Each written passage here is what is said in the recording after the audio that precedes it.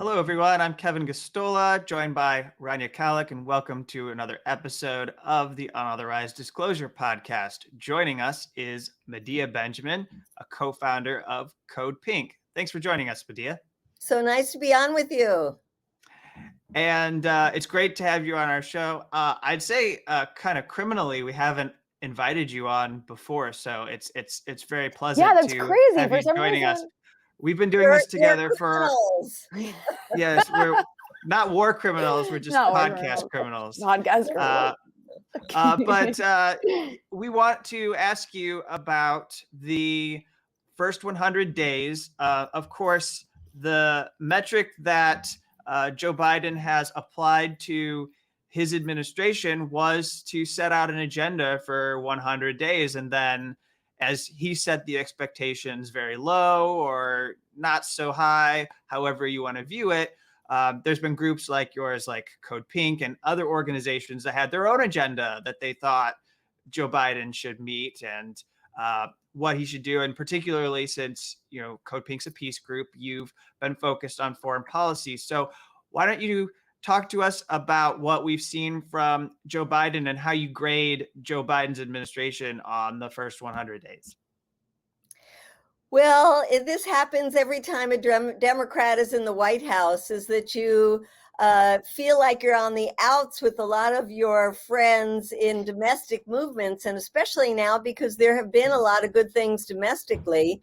And yet when you look on the foreign policy front, while there were and are a couple of good things that we should applaud, the renewal of the START treaty with Russia for another 5 years, going back into the Paris climate agreement, rejoining the World Health Organization, lifting the Muslim ban immediately, and to some extent calling for the withdrawal of U.S. troops from Afghanistan. I say that to some extent because that was really negotiated under Trump. In fact, it was supposed to happen by tomorrow. So those are some good things. But if you look at the larger picture, it's really extremely disappointing that he did not immediately rejoin the Iran nuclear deal and has dragged this out so that it's becoming more difficult to negotiate. And then issues like the sanctions, the criminal, horrific sanctions that are killing people every day in countries like Venezuela and Iran, and are really making people's lives miserable in Cuba, in Nicaragua, and Syria, in North Korea. I mean, those are things that he could have used the justification even of the pandemic if he didn't want to get into the politics of it and say, on humanitarian grounds alone, we should lift sanctions that are affecting ordinary people. So those are a couple of the things, and there are certainly a lot more. Yeah. And I mean, the sanctions, I think, are the biggest ones, like whether it's Venezuela or Iran or any of these countries. I mean, you also have, me and Kevin were talking before we started recording, you also have Antony Blinken threatening sanctions against U.S. allies if they purchase Russian weapons. It's just like, that is so wild. Right. So the states... The person who's supposed to be the top diplomat of the United States is shilling for the weapons companies. Of course, it happened under Trump as well. But, rather than being the person who's supposed to go around the world, being the diplomat and making friends around the world, he goes and says, if you buy weapons from Russia, we're going to sanction you. You have to buy our weapons instead. I didn't even know this existed. There's actually an act called the Countering America's Adversaries Through Sanctions Act, where they can use this act against basically any country that buys things from Russia and China. Yeah, and look at how they're threatening Germany for doing this deal to get gas from Russia. As if the U.S. should be preaching to our allies in Europe where they get their resources from. And this is under Biden, who is supposed to be different from Trump, who is supposed to be reinforcing these allies around the world.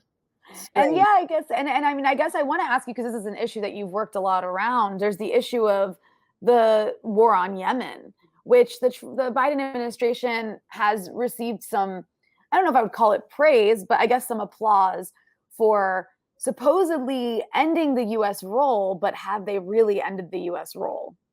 Well, not at all. And now we know from a spokesperson for the Pentagon that they haven't stopped servicing the Saudi planes that have been enforcing the blockade of the port of Hudaida and the planes that have been dropping bombs on the Yemeni people.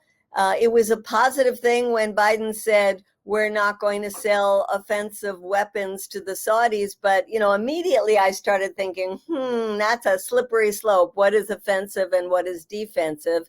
And then he put a pause on those weapon sales as well as the sales to the United Arab Emirates. And lo and behold, after some, who knows what kind of, quote, review was done, they came back saying, okay, everything's okay. We'll give the green light now for these weapon sales. And so even though the Emirates says we're no longer fighting the war in Yemen, it's not true.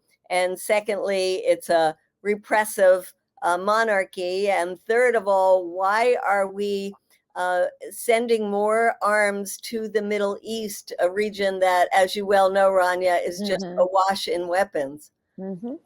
Right. And so you put together this this poll for people to join in collectively grading the Biden administration. And you put some questions to people. So let's make sure we hit all of the issues that are crucial here, which is that we've got this military budget that is going to actually increase. And as you point out, which I think is something that has flown under the radar, we've seen some attention given by progressive groups to the fact that there will be an increase to the budget. But you're pointing out that it makes space for new nuclear weapons. Could you address that matter?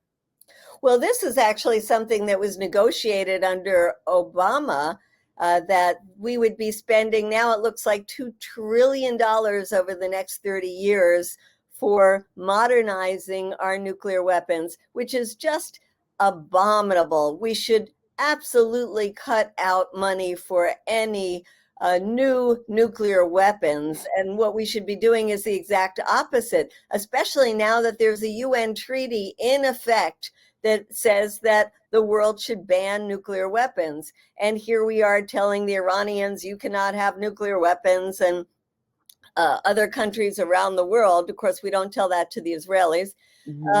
But putting $30 billion more into this year's budget for modernizing nuclear weapons is just unconscionable. And that is something we want to really focus on. It's interesting, Kevin, when I hear other liberal to progressive groups talking about how excited they are about a lot of Biden's policies, they say the military budget has barely increased or has remained just adjusted for inflation. And they don't say, no, the budget he is proposing is actually an increase of $13 billion. And that, by the way, is more than the entire budget for the CDC, the Center for Disease Control. So we should be really focusing on that Pentagon budget. And one thing that we're trying to do is get the progressives in Congress to say they will not vote for any budget that includes an increase in the Pentagon budget. We want at least, at a minimum, a 10% decrease. But, it's been very hard even to get our, quote, champions in Congress to take that stand.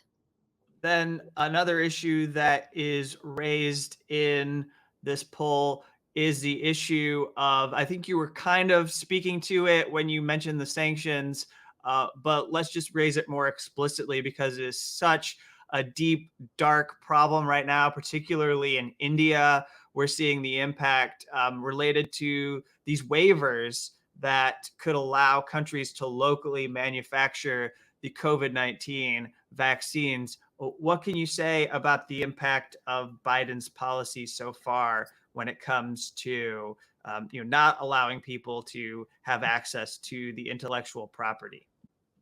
Well, the U.S. should be out there saying at the World Trade Organization that we support a lifting of the intellectual property rights at this point, and that we want these manufacturers of the vaccines to work with manufacturers around the world, like in India, where they are the #1 producers of vaccines in general, to be able to produce their own vaccines. This is the only humane policy to have during this pandemic. And now that we're seeing how horrific things are in India, it makes it all the more urgent. So the U.S. is on the wrong side right now when it comes to upholding the rights of corporations over the lives of people. So I want to bring up one thing that Biden has received some credit for. It's the withdrawal from Afghanistan, the looming withdrawal from Afghanistan, though it's kind of been it's been a gradual withdrawal for several years now. But Medea, you're someone who's visited Afghanistan. And I'm curious, I want to hear this reaction from a woman who's visited Afghanistan, because we're hearing a lot of generals going on TV and a lot of the sort of hawk types like Lindsey Graham and like Jeanne Shaheen, especially on the Democratic side, saying that we have to stay in Afghanistan for the women. Because if we leave, the country is going to be taken over by the Taliban, and women will be harmed dramatically by that. And maybe there is, obviously there are things to be concerned about with the Taliban taking over more territory in Afghanistan. But I'm curious what your response to that particular argument is. Well, we are concerned about gains that women have made, and it's almost all in the urban areas. But we also recognize, and talking to our women friends, that peace is the #1 issue that they're concerned about. And they know there'll never be peace as long as there are foreign forces inside the country. The Taliban has been very clear. They say we'll never stop fighting as long as foreigners remain fighting in our country. So the only option, the only possibility for achieving peace is for the foreign military forces to leave. That's not only the U.S., but the NATO forces as well. And it might be very difficult time in the shorter term, not only for women, but in terms of trying to stop the violence. But I think in the longer term, it is the only possibility. And as you said, Rania, I've been to Afghanistan many times, and I've seen how the people have suffered for decades now of violence. And the first thing on the mind of most Afghans is how do we learn to live in peace with each other? And it's not going to be through a strong central government, because it really has never been that way. And that women have to fight for women's rights no matter who is in power. They have to fight against the Taliban's views of women. They have to fight against the traditional view in Afghanistan, against religious views. This will be an ongoing struggle for women, but peace is one of the essential ingredients for women's rights. Well said. And then the other issue that I wanted to raise was, well, first of all, I just want to say I took your poll. And I was surprised to see that on a lot of the questions, between 2 to 7% of people gave Biden A's. I don't know who was taking your poll that gave Biden A's. I'm assuming some Democratic consultant came on to try to sabotage the responses. And what grade did you give? Well, I gave F's on all of them, because all of these questions, I mean, it's actually really jarring when you look at them, because you go through each issue and it really does demonstrate the continuity of so much of American foreign policy. So much stays the same no matter who's in charge. And I don't say that lightly. I mean, one of the questions you ask is about the issue of Israel-Palestine. And of course, this isn't really surprising, because this is probably the policy that stays the same literally no matter who's in charge. But I'd love to hear your thoughts on, has anything changed under the Biden administration on this issue? Well, it hasn't changed under the Biden administration, and it certainly hasn't changed yet in Congress.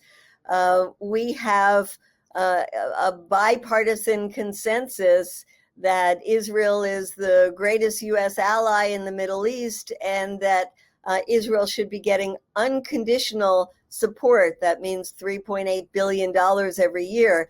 And while the attitude towards Israel is changing in the public opinion, the last ones to change are people in power in the United States, and that's partly because of the strong position of groups like AIPAC, the lobby groups. But it is quite remarkable to think that that Congress recently overwhelmingly passed a resolution going to Biden to say that there should not be conditions on aid to Israel. On the other hand, we have the legislation introduced by Congresswoman Betty McCollum that has been introduced in the past, trying to call for the protection of children who are tried in military courts in Israel and sentenced by military courts. And in the past, it has not gotten a lot of support. This time around, it looks like it's getting quite a lot of support from a growing number of progressives in Congress. And I think we have much more of a chance to push this. It won't pass, and it's ridiculous that you can't get something passed that talks about protecting children. But it is indicative that at least we're getting more people in Congress to stand up somewhat for Palestinian rights. So are you enjoying listening to the show? You should be. And if you are, you'll want access to our premium content, which you can find at Rockfin. Kevin, tell them about Rockfin. Yes, we're up on rockfin.com. You can find us there at this URL, rockfin.com/unauthorized dis. And this channel is where we're going to get away from the demonetization that is happening on YouTube. We think it's going to allow us to grow our show and bring in new subscribers like you, people who are coming to this show for the first time, or maybe you haven't become subscribers yet and you were looking for an opportunity. And here, if you come and subscribe to our show at Rockfin, you won't just get access to us, you'll get access to other people who are making shows in the same space politically as us. People like Lee Camp, Graham Elwood, Jackson Hinkle, Richard Medhurst, Ron Placone, as well as Jimmy Dore. And some of these people have been guests on Unauthorized Disclosure. So join us on Rockfin, subscribe, get access to our premium content, and you can hear all those other cool people too. Let me go back to the issue of Afghanistan. And I want to add to what Rania was saying, because I don't know if you caught this, Rania, but apparently Condoleezza Rice and Hillary Clinton, Oh God! I'm already triggered.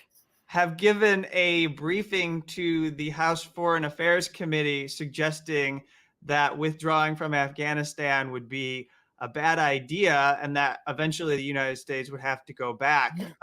So there, I guess in terms of what we think about, we always hear about unity among Democrats and how essential it is. It would seem that Hillary Clinton is ruining unity within the Biden administration because they've already taken this decision that they're going to move forward.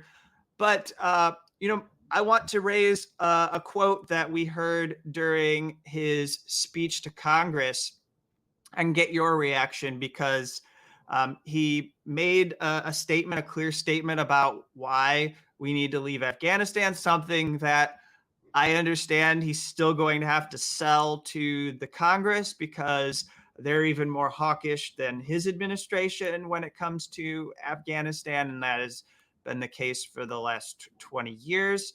I think it's almost fair to say that they were even more hawkish than Obama when he had his administration. So, but then once he said what he had to say about the withdrawal from Afghanistan, he raised this point. He said, look, even as we do, we will maintain an over-the-horizon capacity to suppress future threats to the homeland.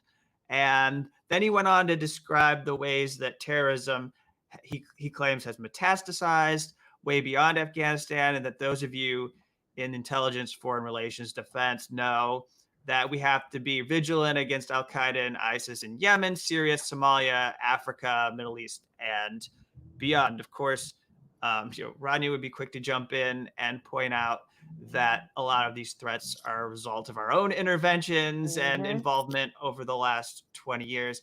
But the thing I really want you to focus on is where you place your focus, what you think should be the warning to everyone when we hear this thing of, okay, once we withdraw, we're still going to have some way to launch special operations. And what does that mean for the people of Afghanistan if the U.S. is continuing to fund special operations without having a occupation in Afghanistan? Well, let's remember that the U.S. has over 800 military bases around the world. And so all over the region in Afghanistan, even if the U.S. closes down bases inside Afghanistan, it has bases all surrounding that. It also has the ability to carry out strikes from the drone strikes, to carry out airstrikes. We haven't been told that they're going to stop airstrikes. And this is information that used to be public, that we would see how many airstrikes the U.S. was carrying out in Afghanistan. Trump stopped making that information public, and Biden has continued with that. So many other pieces of the U.S. military action are not transparent, like CIA actions, like special operations and U.S. Support for mercenary forces. There's so much about our military that we don't know, but certainly we have the capacity to act in Afghanistan, whether or not there are troops there. So I think, you say, what does that mean for the Afghan people? Well, the U.S. has been trying to prop up a corrupt government that has very little support in Afghanistan for 20 years now. And if in these 20 years we haven't been able to build a, quote, stable, popular government, then it's clear that without U.S. forces, that government isn't going to be able to hold the line. So yes, there will be a difficult time, and I think it's going to be important for us not to listen to the Hillary Clintons and Condoleezza Rices, but to say, as Biden has said, it's up to the Afghan people to determine their future. The other thing we should talk about, Kevin, is while it's positive that the U.S. troops are leaving Afghanistan, it's negative that part of this effort to disentangle the U.S. from Afghanistan, Iraq, and other parts of the Middle East is to be able to focus U.S. military attention on China and to a certain extent on Russia as well. So that's why we've included in our polling questions about the issues of China and Russia and the increased Cold War, because we don't want to see ourselves getting out of one set of conflicts just to get into another set of conflicts against enormous nuclear states. That's a really excellent point you raised. And at the speech that Biden gave about the U.S. withdrawal, he specifically said, and I'm paraphrasing, but it was something along the lines of, we need to get out of Afghanistan and basically take our resources out of there so we can focus on the challenge from China. So he actually used the great power competition and the escalation of this Cold War as justification for leaving Afghanistan. And so with that said, I'm curious, as somebody who organizes around the anti-war issues, I think CODEPINK is probably the most consistent group, one of the most prominent groups that for the last, for as long as I can remember, has been at the forefront of the anti-war movement. Even when the anti-war movement shrunk under Obama, CODEPINK was still, on the front lines of it. How are you finding the ability to organize around the issue of, opposing escalation of this new Cold War with China? And I'm also curious with the issue of sanctions. because the issue of sanctions is really hard to get people to understand, and get people, to get people to understand how terrible and destructive they are. That's not, sanctions aren't the same as bombing, but they can do almost as much damage, right? So how are you finding, under this kind of new paradigm of war, where it's all very much economic, and related to this new Cold War escalation, that's really hard for people to decipher? Is it more difficult to organize in this kind of under this kind of style of war?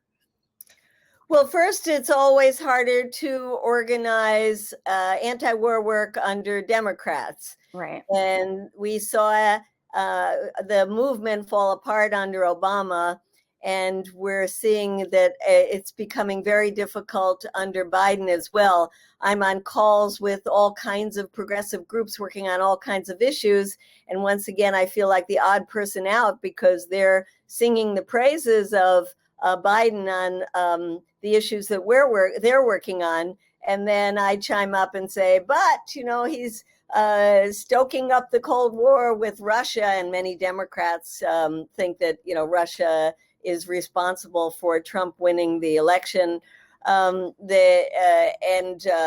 China, they have a lot of negative feelings towards China. Of course, that was stoked by Trump around the pandemic, but it has not lessened under Biden. Maybe not so much talking about it in terms of the pandemic, but certainly talking about it in terms of, quote, China's aggression, when it's the US that's the aggressor. It's so funny when they talk about China in the South China Seas, and we're going to make sure, that we have complete access to the South China Seas. And, they don't they even laugh at themselves, that the US and the China Seas. So yes, Rania, it is hard to organize. There are some openings, though.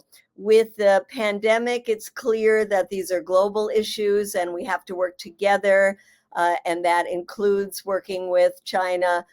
And on the climate issues, the environmental groups are very clear that we must work with China, and seeing John Kerry recognize the importance of working with China on the climate is, shows that cooperation is necessary. And then I think that people do understand now that the threats to our country are not military threats. They are threats around the pandemic and future ones. They are threats of the climate. And as Biden himself said, white nationalism and white supremacy is a threat. And so this gives us more of an opening to talk about, then why do we have an ever increasing Pentagon budget? And I think also if we give Biden praise for bringing troops out of Afghanistan, we can say, well, why isn't the money that we're saving there then taken out of the Pentagon budget and put into things that help people in the United States and in Afghanistan and other places around the world? So there are some openings, but certainly it is difficult, especially when our friends tend to want to give Biden as much praise as possible.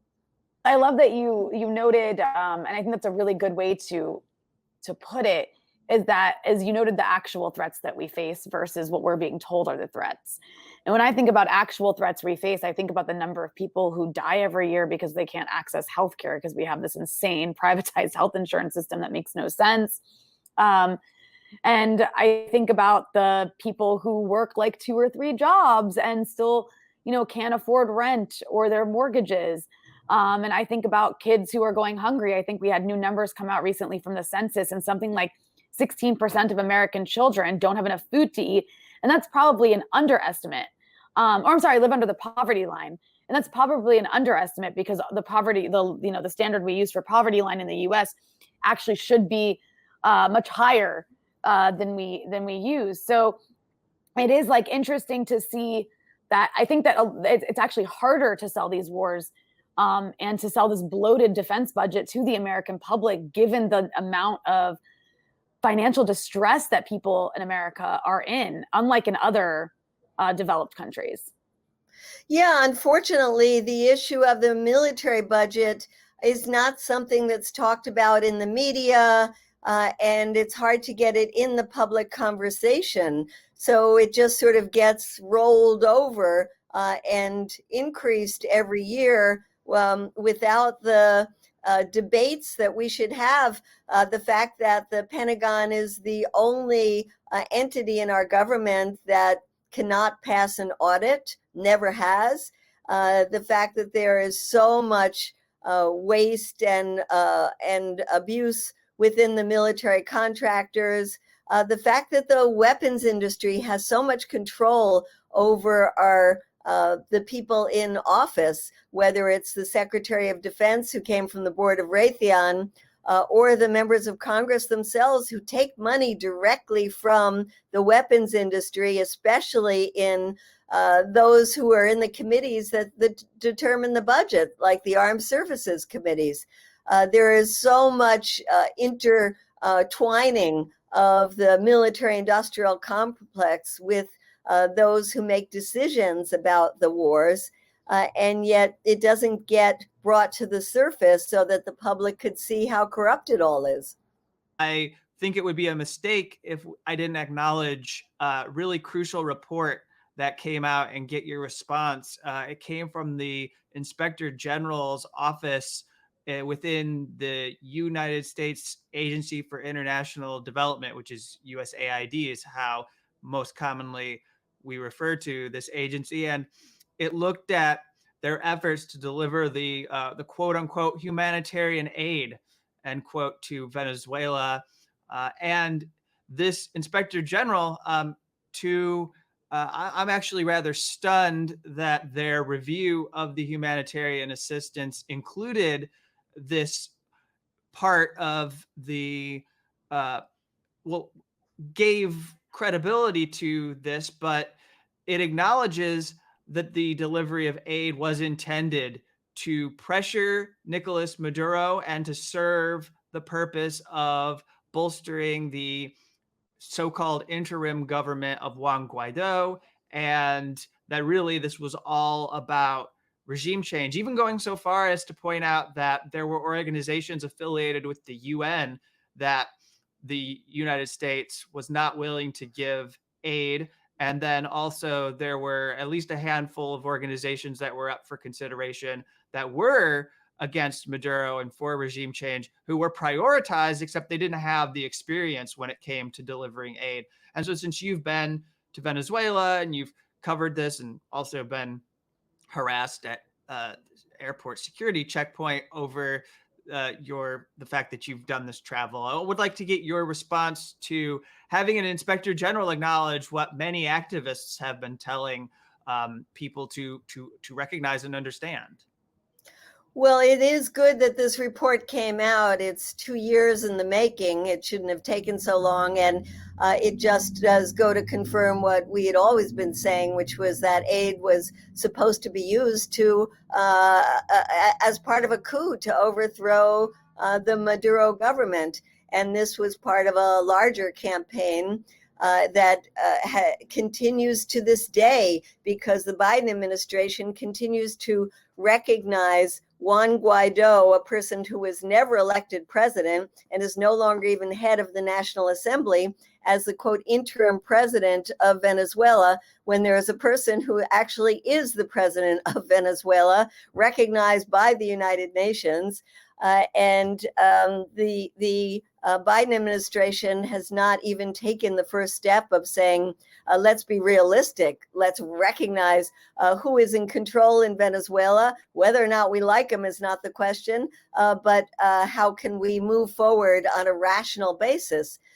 So yes, it's good that report came out. Of course, USAID is a political organization. I worked for it at one point in my life and recognized how the aid was being used to further U.S. government interests. So no question there. But this is one that went even further than that, working hand in glove with people who were trying to overthrow a sitting government. I hope that as we go forward, we can do more to expose how AID is involved in Venezuela, in Cuba. There is a movement, a dissident movement inside Cuba that gets direct funding from AID. You know, imagine if this was happening, if Russia or China was directly funding groups inside the US trying to overthrow the US government, what the reaction would be.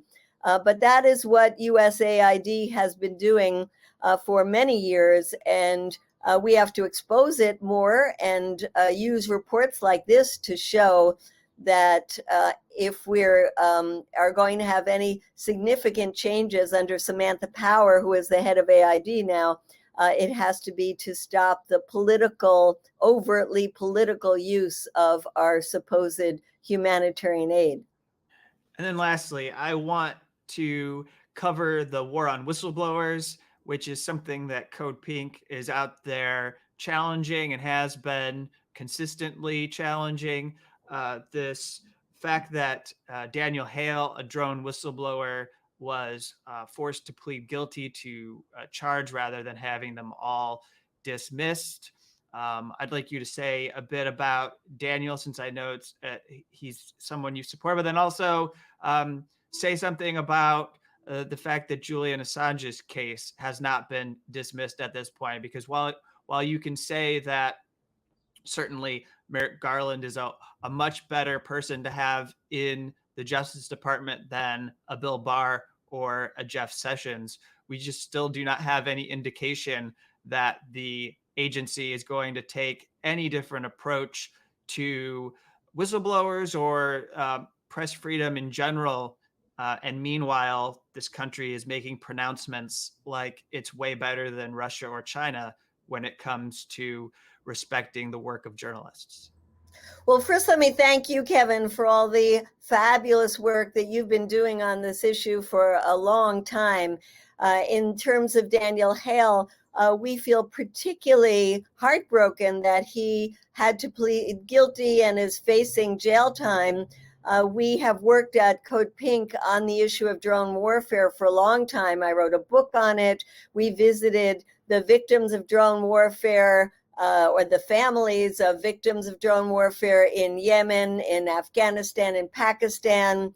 We've seen how this all too easy form of killing people from places like the Creech base in Nevada is a abomination, and is unfortunately something that the U.S. is now proliferating by selling those drones around the world. And so to have people like Daniel Hale, who spoke out or gave information that showed that the U.S. was lying in terms of saying how precise these drone attacks were, that in one period that he was looking at, 90% of the targets were not the ones that were supposed to be hit. And so he is somebody who has suffered very much because the government has gone after him. It's hindered his ability to make a living. He has PTSD from the work that he was doing in military intelligence. And so we are part of a campaign to try to send letters to the judge saying why he should not get jail time. And if you go on the Code Pink website, you'll see a very detailed instructions about how to write the letters and what kind of content would be most useful. And then, as you said, in the case of Julian Assange, we have been in contact with his lawyers, with his partner, Stella Morris, with his family members, helping for them to plan another trip to the United States to try to influence people in the Biden administration. This should be something that the Biden administration, it should be easy for them to say that we will not continue to call for Julian Assange's extradition, to recognize that this is a threat to journalism all over the world, and to show some respect for journalists, for publishers, and to show a difference between them and previous administrations. But as you said, so far, we haven't seen any indication of that. And it's important for us to put more pressure on the different entities within the administration that could possibly make a decision to stop the case against Julian Assange. Well, thank you for working on all of these issues. As we end, would you like to tell people where they could go if they want to support CODEPINK, or anything, any particular campaign that maybe you're working on now that you think people should plug into, or this is your time to tell people?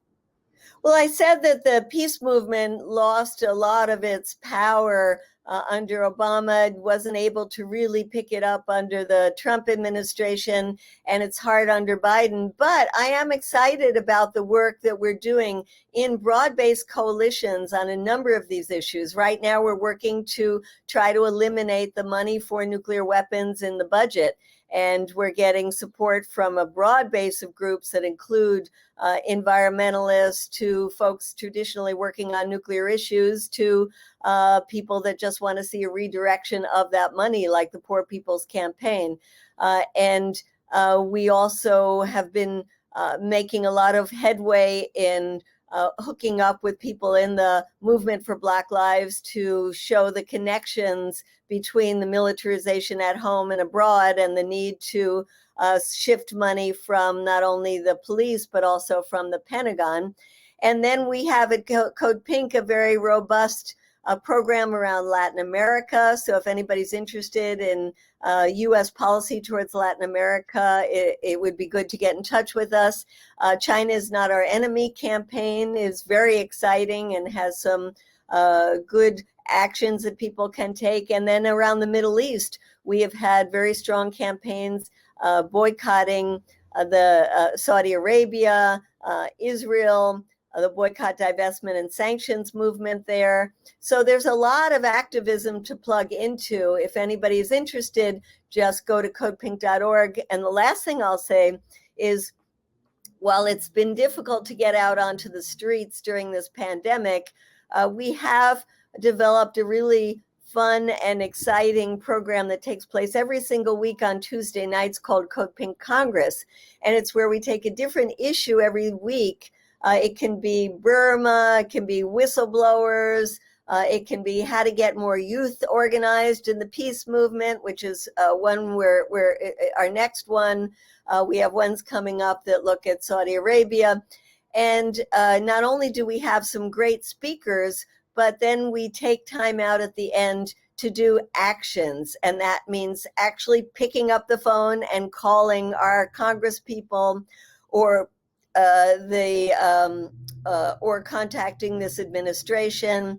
And so these are action-oriented sessions every Tuesday night that we invite people to join.